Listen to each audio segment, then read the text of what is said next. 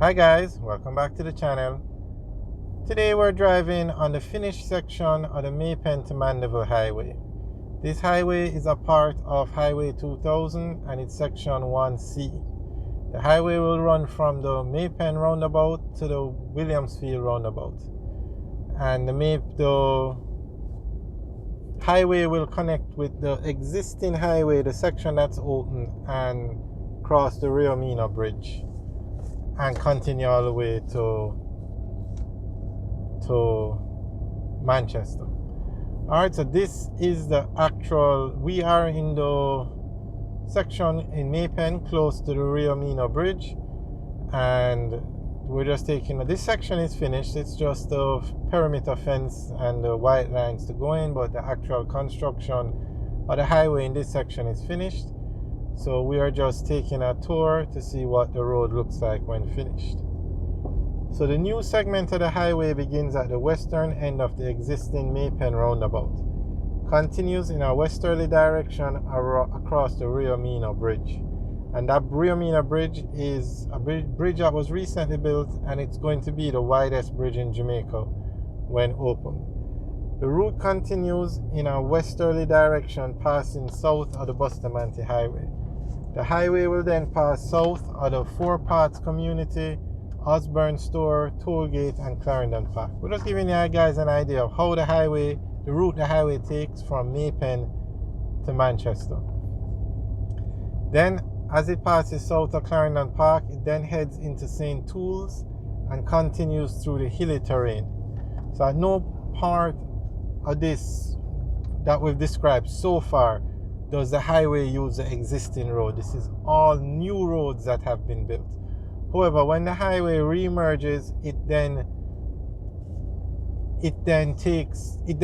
goes into the Melrose Hill bypass. Now, the Melrose Hill bypass is a road that is open to the public that they use to bypass Melrose Hill.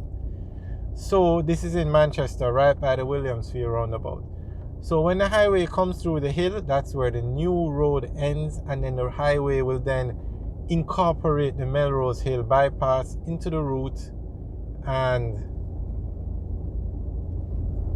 the Melrose Hill bypass, the existing Melrose Hill bypass, will be incorporated into the new alignment. It will be upgraded from 2 to 4 lanes, and it will be a 4-lane dual carriageway. The road then crosses the train line and terminates just east of the steel bridge in the vicinity of the Williamsfield roundabout. So basically, that's the route the highway will take. And remember now, Highway 2000 is a project to build a highway from Kingston to Montego Bay. But because of the cost of building the highway, it was split up into pieces.